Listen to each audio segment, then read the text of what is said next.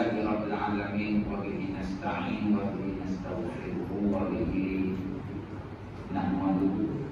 Asyhadu an la ilaha illallah wahdahu la syarika lahu wa asyhadu anna Muhammadan abduhu wa rasuluh fi kulli lamhatin wa nafasin 'adada ma wasi'ahu illallah. Qala Allah Ta'ala, a'udzu billahi minasy syaithanir rajim. Kullu nafsin dha'iqatul maut wa innama tuwaffawna ujurakum yawmal qiyamah. Faman zuhziha 'anil nar wa udkhila al-jannata faqad faz. Wa mal hayatud dunya illa mata'ul ghurur. Shadaqallahul 'azim. Yang bermaksud lebih kuat secara mafhum maknanya. Tiap-tiap yang bernyawa itu pasti akan merasai mati. Dan bahawasanya pada hari kiamat sahaja akan disempurnakan balasan kamu. Barang siapa yang dijauhkan daripada neraka dan dimasukkan ke syurga, maka sesungguhnya dia dah berjaya. Dan ingatlah bahawa kehidupan dunia ini yang diliputi segala nikmat dan pakat kebesaran kemegahan tidak lain hanyalah kesenangan yang memperdayakannya. Qala Nabi sallallahu alaihi wasallam, "Man kharaja fi talabi ilmi fa huwa fi sabilillah hatta yarji'a aw kama qala." Yang bermaksud secara mafhum, barang siapa yang keluar menuntut ilmu kerana Allah Subhanahu wa taala, maka langkahnya itu dikira fisabilillah sehingga ia pulang kembali ke rumahnya. Hadis diriwayatkan oleh Imam At-Tirmidzi.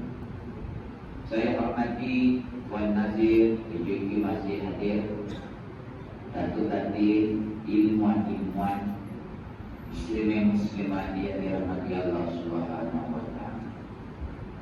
Kuliah kita masih lagi dalam kitab Ar-Ruh oleh Imam Ibn Qayyim Al-Jauzi. Dia silap saya sudah ada terjemahan dalam bahasa Melayu. Saya ada perasan di mana tempatkan di kompleks PKS di Bangi itu. Di atas perasan ada terjemahan Melayunya. Boleh juga tuan-tuan dapatkan. Ya, mesti pengarangnya Ibnu Qayyim. Ya, pengarang Ibnu. Kalau nama pengarang Ibnu lain tu bukanlah kitab yang kita guna pakai. Saya guna pakai kitab asal, kitab Arab. Ya, di situ ada Melayunya. Jadi saya dah tengok dah kitab tu, sikit-sikit saya pilih. Jadi kurang ada persamaan makna-maknanya. Boleh juga jadi rujukan ketentuan bacaan. Hari ini kita dalam bahagian perkara kematian dan merasai kematian, kesengsaraan atau kesusahan. Jadi beza maknanya ya, itu kesengsaraan atau kesusahan. Firman Allah yang lain saya baca tadi, saya baca yang lain, nimba yang lain. Surah An-Nahl ayat 61. A'udzu billahi minasy syaithanir rajim. Fa idza jaa ajaluhum la yastakhiruna sa'ah wa la yastaqdimun. Shadaqallahul 'azim. Maka apabila sampai ajal mereka, ialah mereka akan dapat meminta dikemudiankan sesaat pun, dan tidak pula mereka dapat meminta didahulukan sesaat pun. Bila ajal sampai, tak ada lewat sesaat, tidak dipercepatkan sesaat. Dia dissolve, kata Arabnya dissolve, on the spot sampai. Semuanya di bawah pengetahuan Allah Subhanahu wa taala. Jadi saya nak baca satu hadis di sini. Hadis diriwayatkan oleh At-Tirmidzi. Hadis ini hasan sahih. An Ubay bin Ka'ab radhiyallahu anhu. nak syarahkan kepada ayat Quran tadi tu, surah An-Nahl. Ya. Ibnu Qayyim dia betahkan uraiannya melalui hadis ni.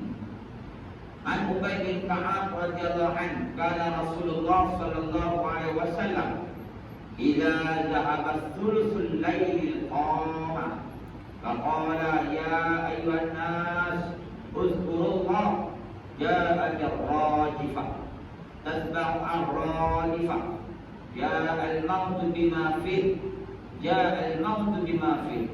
Qultu ya Rasulullah inni uksiru salat alaika fakam aj'alu laka min salati faqala ma syi'ta. Qultu ar-ruh. Qala ma syi'ta fa in zidta fa huwa khairul lak. Qultu fan-nisfu. Qala ma syi'ta fa in zidta fa huwa khairul lak.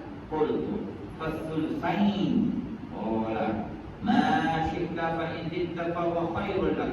Qultu ij'al laka salati kullaha. Qala idza tukfa hammak wa yughfar laka dhanbak. Atau kama. Hadis ini riwayat Imam At-Tirmizi. Hadis ini hasan sahih. Maksud hadis secara mafhum daripada Ubay bin Ka'ab radhiyallahu anhu, katanya adalah Rasulullah sallallahu alaihi wasallam apabila sampai sepertiga malam.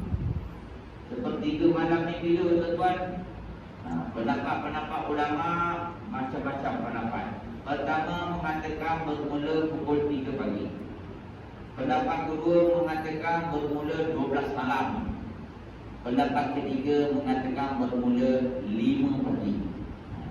Imam Nawawi menyebut pendapat yang rajih iaitu bermula pukul 3 pagi. 3 atau 3:30 pagi.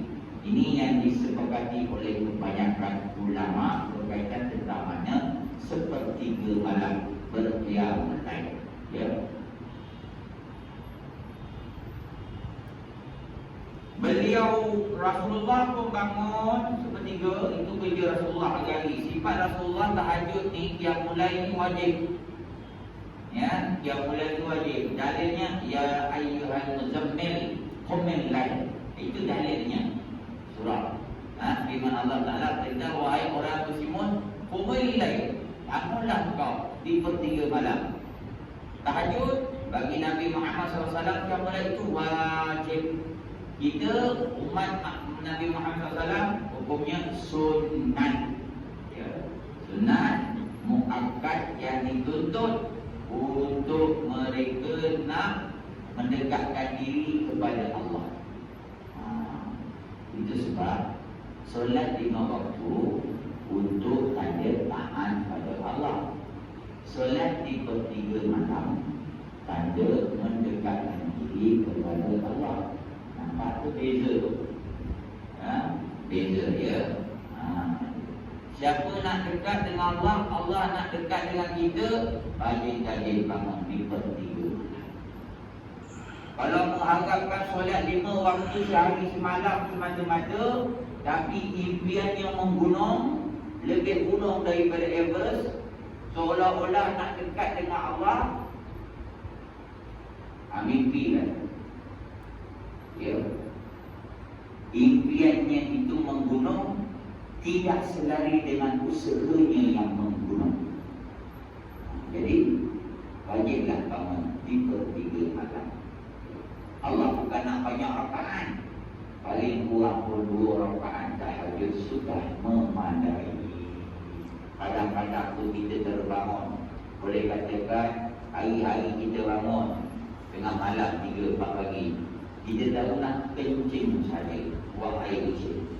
Boleh jadi itu teguran, ingatan. Allah ketuk pintu hati. Bangun dengan melihat itu. Masa ini aku bagi kau peluang. Boleh jadi masa ini waktu mustajab aku beri pada kau jika kau berdoa beribadah. Kena pegang Pak. Ya. Itu peluang ni Allah nak bagi ni. Benda ni dia nak beritahu kita. Okey, bangun hari ni nanti aku nak bagi kau banyak pada ini. Dia tak beritahu. Dia bagi dalam keadaan kita tidak terfikir. Beruntunglah bagi mereka yang istiqamah di dalam amal soleh. Tidak terbiasa dengan sifatnya itu beramal. Dia tak kira hari apa, tak kira waktu senang ke, waktu dia lapar, tak kira. Susah dan sakit pun dia bangkit. Inilah dia kelebihan bagi mereka yang istiqamah tidak meninggalkan amal soleh. Lalu bersabda Nabi satu, wahai sekalian manusia, ingatlah kamu semua kepada Allah. Telah datang tiupan pertama yang menggoncang alam, yang diikuti tiupan yang kedua. Telah datang mati dengan bermacam-macam kesengsaraan. Telah datang mati dengan bermacam-macam bentuk kesusahan, yakni ketika datangnya sakaratul maut. Ni Nabi bagi pernyataan. Ya. Satu, perihal takutnya kita bila tiba-tiba dengan tiupan sempurna yang pertama. Semua mati. Makhluk melainkan Allah Subhanahu wa ta'ala. Itu jawab. Ya. Yang kedua, Nabi bagi ingatkan kepada kita, Mati yang dalam bentuk ada dua, bermacam-macam keadaan matinya. Pertama, kesengsaraan. Kedua, kesusahan. Kesengsaraan ni ketika selepas mati. Kesusahan ini ketika sakaratul maut, ketika nazak, ketika nak mati. Nabi beritahu ni dua. Dua waktu ni perkara yang sangat ditakuti oleh Rasulullah sallallahu alaihi wasallam.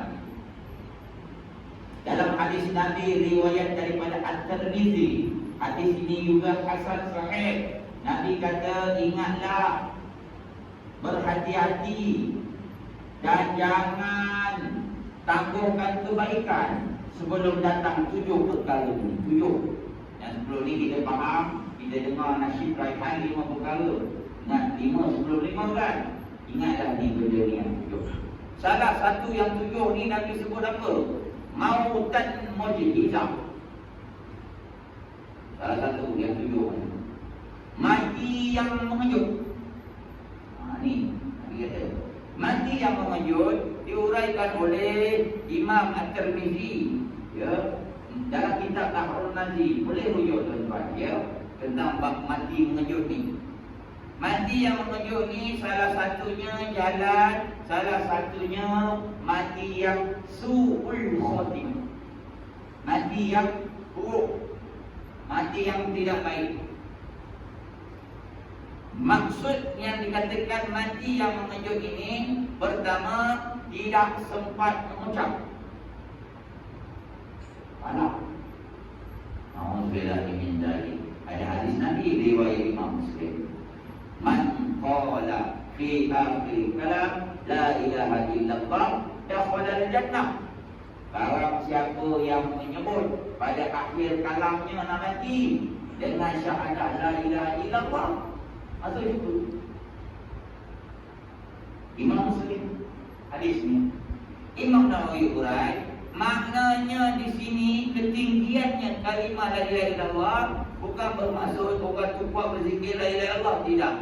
Dilihat di sini, Allah lihat sudutnya pentingnya nilai iman dalam jiwa kita. Iman itulah yang menyebabkan kita mampu mengucap 2 kalimah syahadat.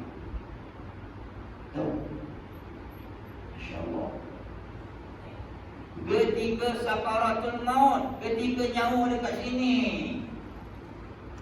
Sakaratul maut ni masa bila? Allah sebut idza balaghatil hulqum, ketika nyawa kamu betul-betul dekat kerongkong ni, nazak. Ini istilah orang lain bagi apa nazak? Nyawa kat sini dah. Wa antum hina idzin tanfurun, itu kamu dapat melihat kamu ini ahli syurga atau ahli neraka. Ketika di kerongkong inilah mampukah kita mengucap ataupun tidak mampu mengucap. Semuanya itu nilaiannya bersandarkan kepada iman kita kepada Allah Subhanahu wa taala. Pentingnya nilai iman. Iman ini maknanya akidah kita. Sejauh mana keyakinan akidah kita, kepercayaan akidah kita, pegangan akidah kita selama ini sebagai orang Islam terhadap iman kita, rukun iman yang 6. Itu tuan. Ya. Dalam hadis yang lain, riwayat Imam Ahmad dalam kitab Al-Musnad, la ilaha illallah ni kalimah ni kalau nak ditimbangkan dengan segala 7 isi langit dan 7 isi dalam bumi digabung, nilai itu berat lagi kalimah la ilaha illallah. Itu dari segi zahir kita faham. Berat pada dari segi zahir hadis kalimah la ilaha illallah tu, Muhammadur Rasulullah tu, hadisnya yang sempurna, maknanya lebih berat timbangan dengan semua 7 langit, 7 lapisan bumi. Kalau nak dibandingkan, kalau nilai zahir hadis, maknawi, makna di sebalik hadis itu banyak macam mana pun sekali kehebatan, kelebihan Allah nilai dulu pentingnya iman dalam hati kita. Bila kita mati, Allah tidak marah kalau kita mati menghadap Allah. Kita tak ada harta, kita tak ada anak, kita tak ada duit, kita tak ada kemewahan, kemegahan. Allah tidak marah yang itu masa kita bertemu dengan Allah. Kalau semua ini tak ada. Tapi Allah marah kalau kita bertemu dengan Allah, iman itu tidak ada. Ini maknanya kepentingan iman. Jadi kita sebagai umat Islam sewajibnya kita memelihara, menjaga iman kita selama ini.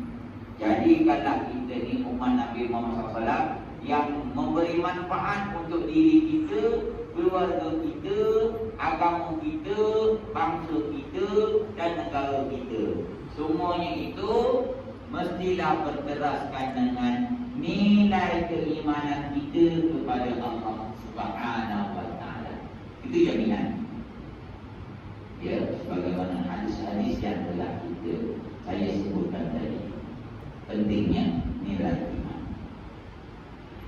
Muslimin, muslimat yang dirahmati Allah Subhanahu wa taala. Masuklah kita nak kupas kali ini. Mati yang dengan bermacam-macam bentuk kesusahan ketika datangnya sakaratul maut.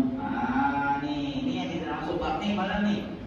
Dalam no tak jumpa tuan-tuan. Aku datin semua. Jadi hari ini kita dah tahu, kita ingatkan balik. Mungkin ada yang tahu zahir tapi tidak tahu secara mendalam. Jadi kita kupas berdasarkan pandangan ulama daripada sumber hadis Nabi sallallahu alaihi wasallam. Mati yang bentuknya kesusahan, yang pertama tandanya disebut Ibnu Qayyim. Ada dalam satu hadis yang diriwayatkan oleh Abi Daud. Hadis ini hasan. Sebagian ulama mengatakan hasan gharib. Tanda yang pertama, hasan gharib ini masih lagi dalam kategori sahih. Gharib maknanya pelik. Dalam banyak-banyak hadis ni, ada satu jalan susu galur yang meriwayatkan hadis ini seorang sahabat Rasulullah. Sahabat yang lain tak ada. Dia seorang je yang meriwayatkan hadis ini. Ini dipanggilkan gharib, hasan gharib. Tapi masih lagi di bawah kumpulan hadis sahih. Nampak tak? Ya, okey. Rasulullah sallallahu alaihi wasallam telah bersabda secara mampu, bentuk ataupun ancaman kepada mereka ketika menghadapi sakaratul maut, yang mana ini tanda-tanda salah satunya su'ul khatimah, yang buruk. Haus yang bersangatan. Haus. Haus, rasa kering tegak ni. Haus. Nak minum. Tapi tak boleh nak minum. Doktor kata tak boleh lebih 2 ml. Betul. Lebih kong terus. Ya. Ada yang kata boleh minum banyak mana pun, dia tak ada masalah minum air banyak, tapi sentiasa haus. Ni Nabi kata kesusahan. Dan tanda-tanda dia akan menghadapi su'ul khatimah. Kita belum merasa lagi, kita masih lagi hidup, tapi kita pernah merasai macam mana haus yang sangat ketika kita tak ada air nak minum waktu yang sangat panas tadi. Main bola ke, main apa ke, bersuka ke, kebun ke, masa tu selalu dahaga. Bayangkan tuan-tuan, ketika itu belum lagi sakaratul maut, masih lagi dalam keadaan sihat ketika itu. Ini tanda-tanda satu ingatan. Kedua, ancaman bentuk kesusahan ketika sakaratul maut, ia berpanas yang bersangatan. Panas. Ya. Kipas dah buka, aircon dah buka, ditambah pula dengan anak-anak pun kipas. Semua dah ada dah. Ya. Ada yang pakai yang aircon bergerak tu. Dah masih lagi dalam keadaan tak selesa, panas. Ini juga tanda-tanda bentuk kesusahan ketika sakaratul maut. Bila ada benda begini, kata Ibnu Qayyim, jangan haraplah ia dapat mengucap 2 kalimat syahadat. Kata Ibnu Qayyim, Allah bagi dah tanda-tanda. Ini soalan muncul, jawapan muncul sebagai satu motivasi peringatan untuk kita sebelum terlambat. Sebab tadi saya dah baca ayat Allah tadi tu, ya, surah mana lagi? Surah Ali Imran. Surah apa tu ke surah Ali Imran? Saya baca tadi ayat 61. Surah An-Nahl, surah An-Nahl ayat 61. Ketika nyawa dekat kerongkong, ketika itu kita nampak malaikat maut yang mencabut nyawa kita. Kita seorang yang nampak, pasal kita yang nak menghadapi mati ni. Kita mengintip kepada malaikat ketika itu. Nanti dulu. Nanti sebab apa? Ketika itu kita dalam keadaan terdesak, menggelabak yang sangat-sangat. Masa itu tak boleh dilewati walau sesaat. Jadi Allah bagi kita peluang hari ini bersyukur kita masih lagi sihat, masih lagi kita diberi Allah daripada jangkitan COVID, diberi lagi peluang untuk kita hadir ke rumah Allah. Sebelum ini kita dihalang kerana sebab-sebab pandemik, sebab-sebab permudaratan yang boleh besar. Allah bagi peluang, gunakanlah sebaik-baiknya sebelum kita bertemu dengan benda-benda ini. Ya, satu inspirasi untuk kita, berbuatlah peluang yang ada dengan penuh kebaikan. Ini sangat-sangat peganglah ayat itu sebagai satu motivasi kita. An-Nahl ayat 61. Muslimin muslimat dirahmati Allah Subhanahu wa taala. Mati yang bermacam-macam bentuk kesusahan yang lain ketika sakaratul maut. Nombor tiga kan? Nombor 3, diberikannya jiwa jiwa yang penuh ketakutan sehingga ia tidak mampu untuk bertutur kalimat Allah sekalipun. Oh, tuan, kita tak tahu lah, kita tak merasa, kita belum menghadapi benda ni tu tuan. Tapi berdasarkan ayat hadis ini, satu gambaran Nabi beritahu kepada kita, gelapahnya sangat kita saat ketika itu. Maknanya tak ada masa dah, habis dah kita, tak ada dah. Kita tahu kita ni nasib macam mana, lunyah ni boleh jadi, kena salai boleh jadi, kena bentak, kena sentak, macam-macam lagi. Kita dah tahu dah keadaan kita. Jadi sebab itulah kita jangan tunggu bila umur anak izin nanti barulah aku nak ziarah rumah Allah, barulah aku nak jemaah. Jangan tunggu. Sebab itu Nabi pesan, masa sihat, masa itu banyakkanlah amalan.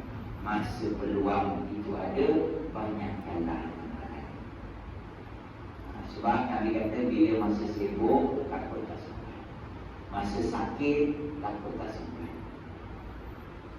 Apa yang ada kebaikan, kita berlumba-lumba untuk mencari dan menambah kebaikan. Tapi hari ini jadi terbalik sikit. Tidaklah semua.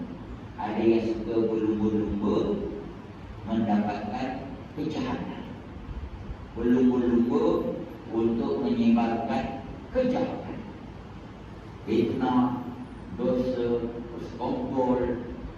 Semuanya itu tuan-tuan, Allah bagi nilai KPI-nya kepada kita inda sakaratil maut, ketika sakaratul maut. Alhamdulillah. Ya, alhamdulillah. Aduh, dan sebut Allah pun tak boleh, perlu. Boleh jadi mati dalam keadaan terbeliak. Alhamdulillah, kita pun tak tahu. Kalau kata awak tunjuk ni, tunjuk sangat. Perlu sangat. Macam mana keadaan tentang kalau nampak benda yang berboleh depan tuan, tengah jalan seorang-seorang ni, kerana terbang depan. Macam mana keadaan dia? Seolah-olah nak lari dah, roh lari dulu, jasad tertinggal. Seolah nak kata gitu. Terkejut tu. Ini keadaan nak mati, menghadap malaikat maut nak cabut nyawa kita, nak lari mana dah, tak boleh.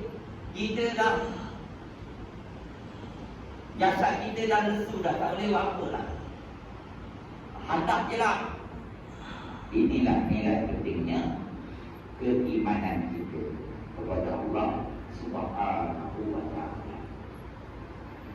Muslimin, muslimat yang dirahmati Allah Ta'ala. Yang tiga.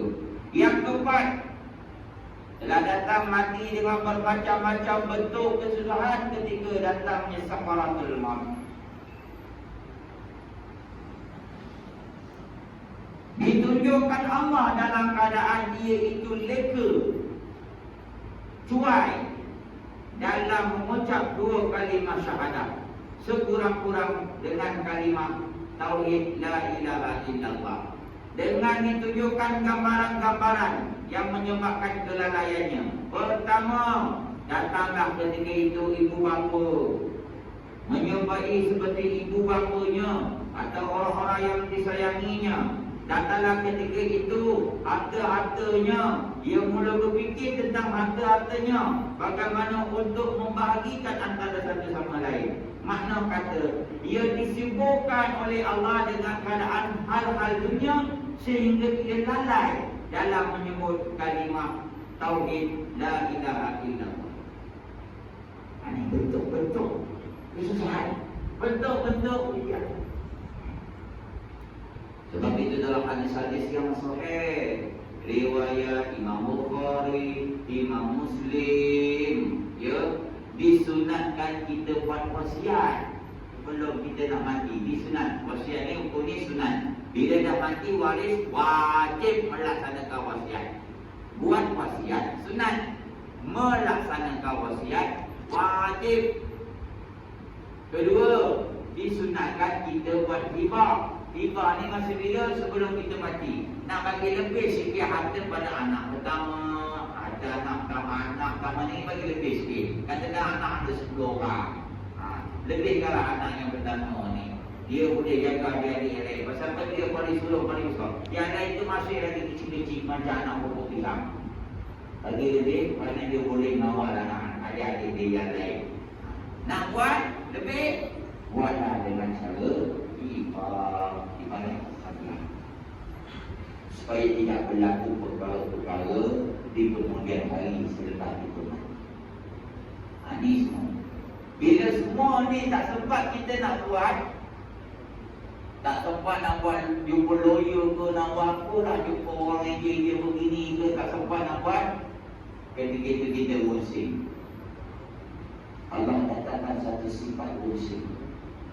Gelapnya kita macam mana anak-anak boleh mau bergaduh ni. Dulu anak belum kahwin, sehati sejiwa. Sekarang anak dah kahwin, menantu macam-macam perangai. Ujian juga tu. Dia dah pura-pura dah, tak sempat tu nak bagi, tak sempat nak buat, tak sempat nak sampai, tak sempat nak tu. Ketika itu disibukkan dalam keadaan begini, dia lupa nak mengucap kalimah syahadat ataupun tauhid la ilaha illallah. Udahnya mati dalam keadaan tidak sempat mengucap na'udzubillah min zalik. Ini akan dibagi tahu ancaman bentuk-bentuk kesusahan ketika kita nak mati. Na'udzubillah. Tak salah kita ada harta, tapi kita jangan berlaku benda ini ke atas kita berdasarkan hadis. Satu ingatan untuk kita bersama. Buat awal-awal wasiat, ya. Buat awal-awal. Masing-masing boleh dengan cara masing-masing, ya. Kalau wasiat mulut ni dalam hukum fiqh, kalau wasiat melalui mulut dengan wasiat melalui surat bertulis, lebih kuat lagi surat bertulis. Sudah fiqh.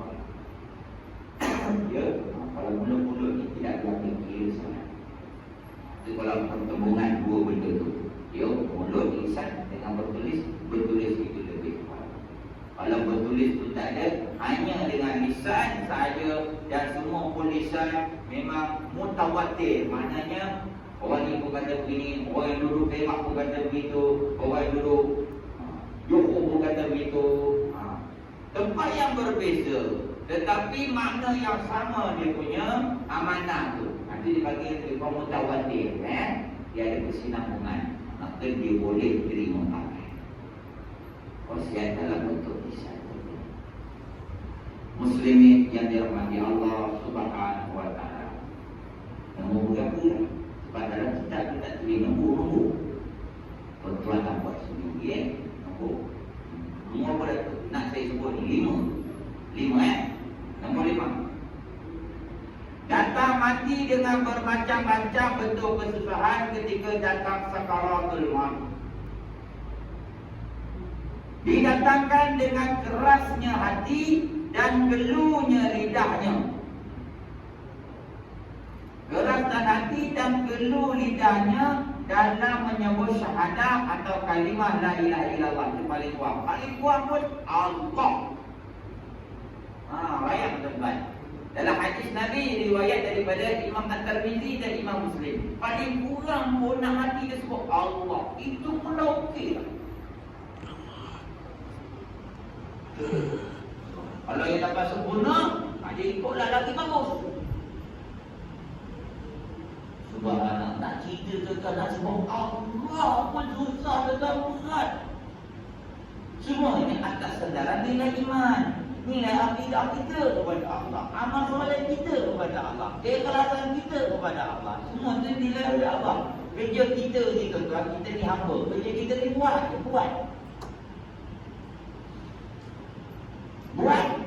Dan formulanya mesti satu, motivasi supaya kita sentiasa bersungguh dalam amal, ikhlas. Itu kerja kita pelaksana. Kerja yang nilai ni kerja Allah Subhanahu wa taala. Ni kalau itu tak boleh nak sebut keras dia. Allah pun nak amal. Na'udzubillah min zalik. Saya sebut hadis-hadis ni, saya sampaikan uraian ulama-ulama ni